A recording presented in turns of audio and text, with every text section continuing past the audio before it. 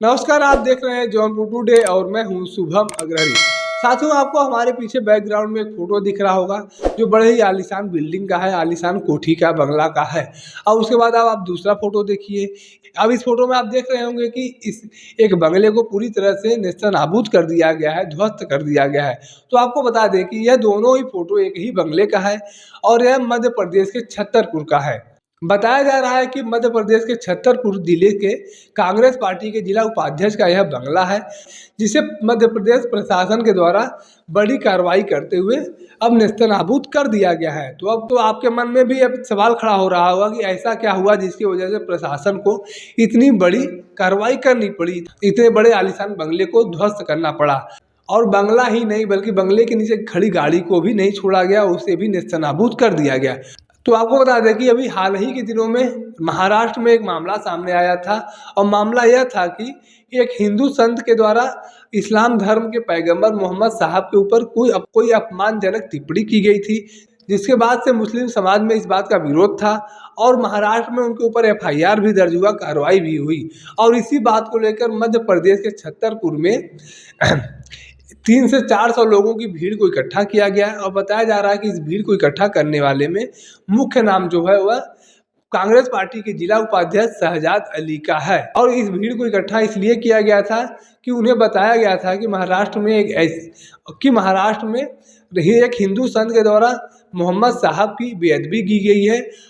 इसी मामले में हम लोग कलेक्टर को एक ज्ञापन देने के लिए जाएंगे और तमाम लोग जो भीड़ में और तमाम लोग हमारे साथ चलेंगे। तो एक तरह से यह कहा जाए कि शहजाद अली के माध्यम से इस भीड़ को विरोध प्रदर्शन करने के लिए जुटाया गया था। और शहजाद अली की बात किया जाए, शहजाद अली का अपने ही एक बिरादरी के जावेद अली से कुछ संबंध खराब चल रहे थे और दोनों ही नेता यह चाह रहे थे कि हम मुस्लिम समाज के हिमायती बने, हम मुस्लिम समाज के हिमायती बने। और जब यह भीड़ कलेक्टर की ओर ज्ञापन देने के लिए विरोध जताते हुए ज्ञापन देने के लिए निकलती है, तो इस भीड़ को एक पक्ष के द्वारा थाने की ओर मोड़ दिया जाता है। और जब यह भीड़ थाने की ओर निकलती है तो वहाँ पर एकाएक आक्रामक हो जाती है और पहले से प्लानिंग के तहत वहाँ पर पत्थरबाजी करना शुरू कर दिया जाता है। और बताया जा रहा है कि इन दोनों नेताओं में जो आपसी कलह चल रहा था, इसी के चलते इस भीड़ को जो कलेक्टर की ओर जा रही थी, उससे एक पक्ष के द्वारा थाने की ओर मोड़ा गया। और वहाँ पर एक पक्ष का पहले से यह प्लान था कि हम वहाँ पर जमकर हिंसा करेंगे, बवाल करेंगे। भीड़ को उकसाया गया और पहले से प्लानिंग के तहत पत्थरबाजी की गई। और थाने पर मौजूद पुलिसकर्मी जब तक कुछ समझ पाते तब तक वो घायल हो चुके थे। बाद में पुलिस के द्वारा कार्रवाई करते हुए आंसू गैस के गोले छोड़े गए, जिसके बाद भीड़ को हटाने में सफलता हासिल हुई। और जब पुलिस के द्वारा पत्थरबाजों की छानबीन करना शुरू किया गया और नाम पता जुटाने की कोशिश की गई, तो पता चला कि मुख्य साजिशकर्ता में कांग्रेस पार्टी के जिला उपाध्यक्ष शहजाद अली भी शामिल है और जावेद अली भी शामिल है। इसके साथ साथ यूसुफ पठान और नाजिम चौधरी का भी नाम सामने आया, जिसके बाद प्रशासन के द्वारा कड़ा एक्शन लिया गया। और एक्शन का नतीजा यह हुआ कि शहजाद अली का जो करोड़ों का बंगला था, उसे प्रशासन के द्वारा ध्वस्त कर दिया गया। और बताया जा रहा है कि यह बंगला 2017 से बन रहा है, तमाम चीज़ें लग रही हैं, तमाम महंगी चीज़ें, लग्जरी चीज़ों का इसमें उपयोग किया गया है।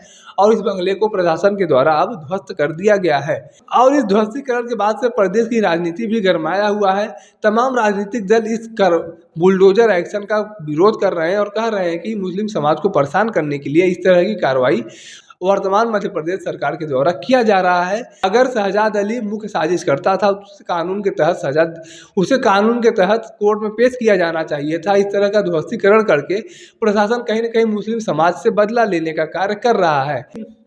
तो ऐसे में प्रशासन के द्वारा बताया जा रहा है कि यह मकान जो बन रहा था वह अवैध तरीके से बन रहा था, अवैध जमीन पर बन रहा था, लिहाजा हमने इसे ध्वस्त कर दिया है। तो वहीं कुछ लोग कह रहे हैं कि यहाँ पर प्रशासन के द्वारा कानून के रखवालों के द्वारा ही कानून का उल्लंघन किया गया है। अगर शहजाद अली आरोपी था तो उसे कोर्ट में पेश किया जाना चाहिए था। लेकिन सवाल अब ये भी खड़ा होता है कि इतनी बड़ी भीड़ को इकट्ठा क्यों किया गया। अगर ज्ञापन देना ही था तो 10, 20, 50 लोग भी निकल कर विरोध जताते हुए वहाँ पर जाकर सिटी मजिस्ट्रेट को, जिला अधिकारी को, या जिन्हें भी देना था उन्हें दिया जा सकता है। इस 300-400 लोगों की भीड़ को क्यों इकट्ठा किया गया। अगर भीड़ को इकट्ठा भी किया गया तो आप विरोध प्रदर्शन कर सकते थे, लेकिन आप थाने पर जाकर पत्थरबाजी क्यों किए। एक सवाल तो ये भी खड़ा होता है ना कि आपको पत्थरबाजी करने की क्या जरूरत पड़ी? आप लोग, इसका मतलब है कि आप लोग पहले से तैयार थे प्रशासन को परेशान करने के लिए, कानून को हाथ में लेने के लिए। अगर इस भीड़ के द्वारा पहले से इस तरह की प्लानिंग नहीं की गई होती तो ऐसा नौबत ही न आता। और कुछ लोग यह कह रहे हैं कि हम अपने रसूल के रखवाले के समर्थन में एक ज्ञापन देने के लिए गए थे, जिस पर प्रशासन बौखला गया और हमारे ऊपर कार्रवाई कर गई। हम ये भी मानते हैं कि मोहम्मद साहब के ऊपर जो टिप्पणी की गई अपमानजनक, वह कहीं न कहीं गलत है, उनके ऊपर कार्रवाई होनी चाहिए। लेकिन जब आप इस तरह से विरोध प्रदर्शन करते हैं, थाने पर जाकर पत्थरबाजी कर देते हैं और तमाम पुलिसकर्मी घायल हो जाते हैं, तो कहीं न कहीं आपके ऊपर भी ये सवाल खड़ा होता है कि आप लोग पहले से तैयारी करके गए थे। हम जाएँगे वहाँ पर दंगा फसाद करेंगे, प्रदेश का माहौल ख़राब करने की कोशिश करेंगे, तो ज़ाहिर-सी बात है जब आप इस तरह की मानसिकता रखेंगे तो आपके ऊपर बड़ी से बड़ी कार्रवाई होगी और प्रशासन को कड़ा से कड़ा एक्शन लेना पड़ेगा। और रही मोहम्मद साहब की बात, तो मोहम्मद साहब के ऊपर जो अपमानजनक टिप्पणी की गई वो गलत थी।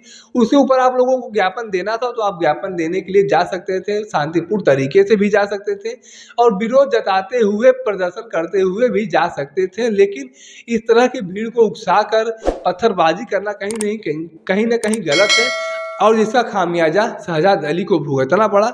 बाकी इस पूरे मामले को लेकर आप अपनी क्या राय रखते हैं, कमेंट करके ज़रूर बताएँ। धन्यवाद।